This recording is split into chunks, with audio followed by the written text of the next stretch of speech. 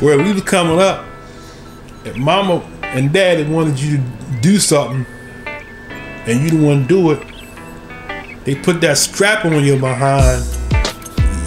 You wasn't giving them no ultimatum. You buy me this and I'll be good. No, you be good or you get your behind whooped. That's the old day, but today's day now, it's a whole different day and time now. The kids bargain with the parents now. You want me to be good? You need to do this for me. You need to buy me some new sneakers for Christmas. Right? Huh? It's not necessarily about Christmas, you know. Yeah. You know, they put pressure or oppress their parents to keep up with the latest sneakers and material things, clothing and cell phones and all of the gadgets. And so they put the peer pressure that they get from their peers. Well, my friend, their mama bought them Android phones and they only 10 years old. Now think about this now. Why did the Most High say this? Children are the oppressors and women rule over them. Why didn't he say children are the oppressors and their parents rule over them? And isn't it different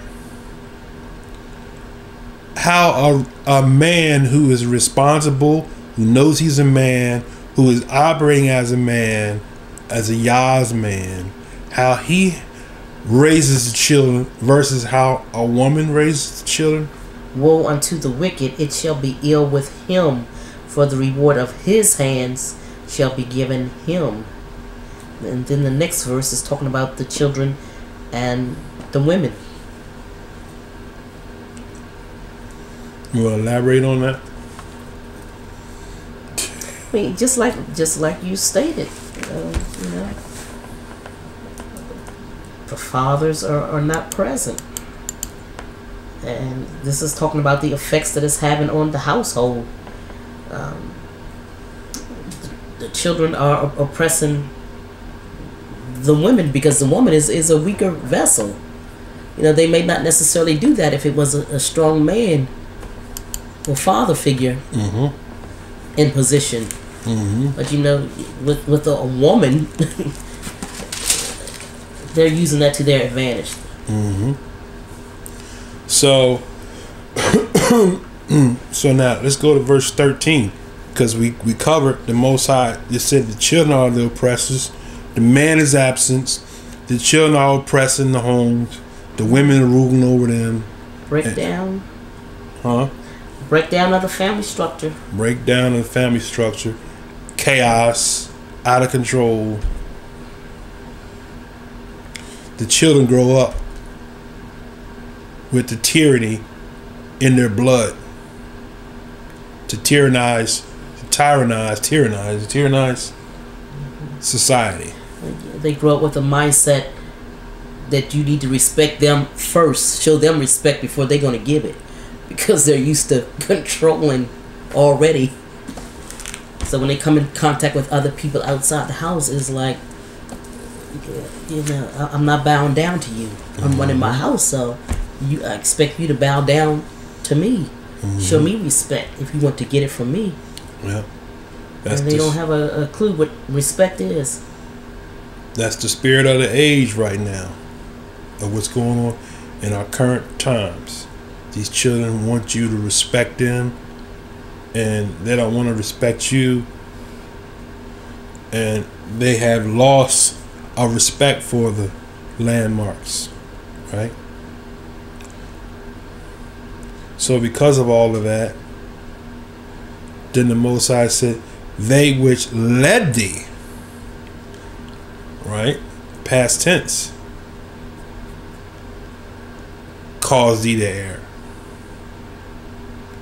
So it didn't just start last week. It started years ago. And now it's just like in life, every result, everything that we see is a result of the decision. Now make it plain. Now put it where the ghost can get it. Decision is the seed.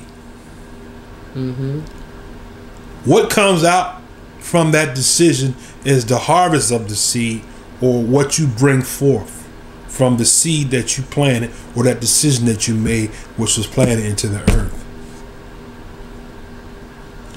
And once that seed however that seed goes into the ground, you can't pray that seed, oh, make it a righteous seed. If it's a non-organic seed, it's going to produce a non-organic fruit. So you can't pray Hukamasanda and put a non-organic seed in the ground and it come up organic. It ain't gonna happen. You make a decision, which is your seed, that's not righteous, is not gonna come up righteous. No, whatever you sow, that's what you're gonna reap. Say that again. Whatever you sow, that's what you're gonna reap. That's what you're gonna harvest. You're gonna have to deal with the consequences. So, it seems like these lessons keep going back towards decisions. But it's no more, my father should have did this, if my father was there, or my mother did this. No, those days are done. This is a new day. You choose ye this day. That's what the Most High told Israel. Who you gonna serve? Yesterday is past. That's on. Yesterday's past and tomorrow may never come. But yesterday's past. What does Shaul say? Forgetting those things which are behind me. Right? And reaching forward. What are you doing? Making new decisions. If you don't like your harvest, look at your seed.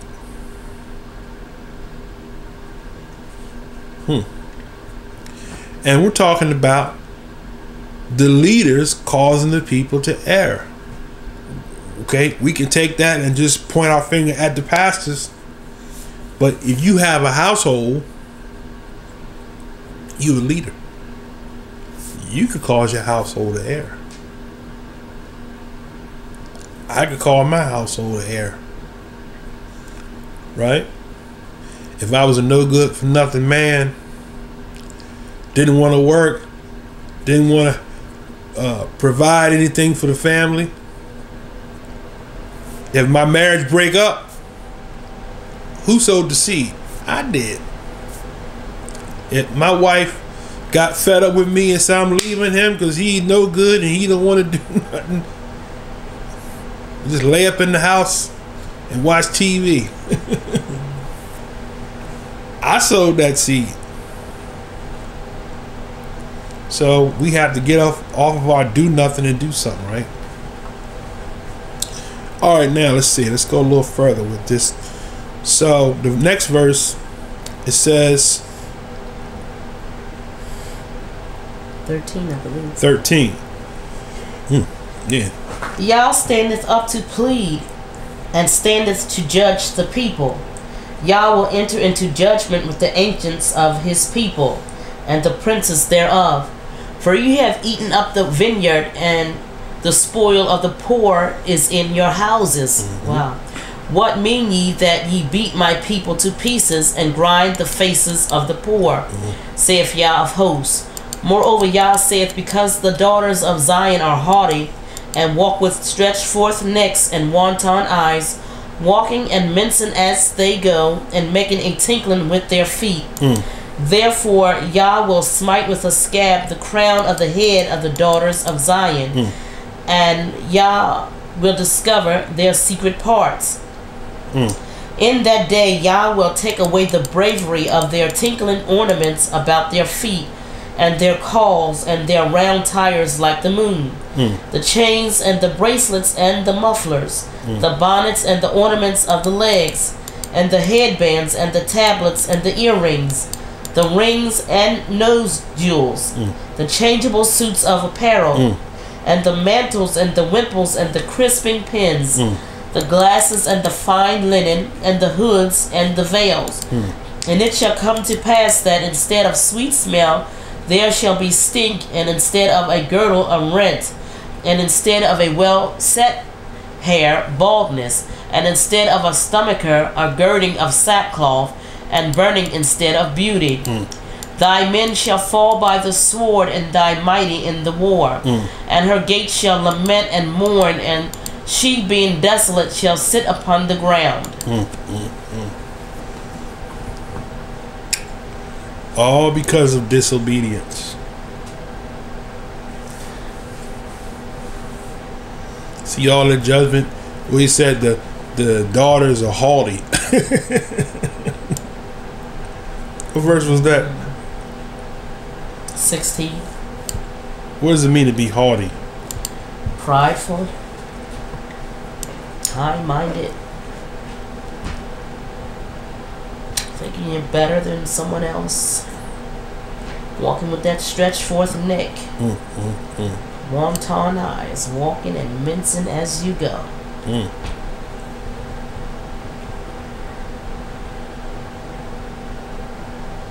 Why would they do that? Why do the sisters feel a need to do that? I'm not a sister, so I don't know. This is a question that only y'all can explain that to me. Like you say, it's pride, it's self-righteousness, thinking you're better than somebody else. Sometimes it's because of who and what you want to attract. Whoop, say it again. Because of who and you may want to attract. Well, sometimes it's a thing with other females trying to make other women jealous of them because they have their own insecurities, and it makes you feel better somehow to make other people jealous of you. Really? That's interesting. And is it a competition thing? It's more so a self-esteem thing. Self-esteem? You're lacking in self-esteem when you have to do these type of things to feel better about yourself. But he says he's going to reveal their secret parts. Because you're hiding under all of that. What is the real issue? There's some hurt. There's some insufficiency. That's heavy. So the sisters is hiding.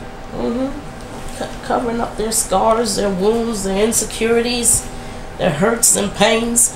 If we would get rid of all of that, we would find that we have a lot of things in common.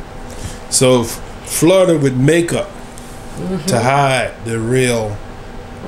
Fine apparel and jewelry and weave. Hiding underneath all of that, buried. But here's the thing, though.